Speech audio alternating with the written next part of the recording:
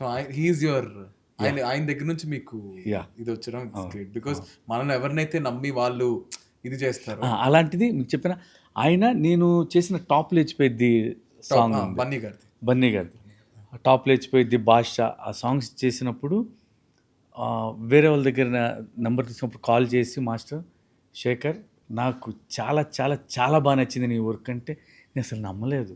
ప్రభు master ఏంటి నాతో మాట్లాడుతూ అంటే మాకేంటంటే నాకు గాడ్ దేవుడి కింద అంటే ఆయన చూసే ఆయనలాగే ఉండాలి ఆయనలాగే చేయాలనుకున్నాం కదా. ఆయన నుంచి ఫోన్ వచ్చేప్పటికి నాకేం అర్థం కాల.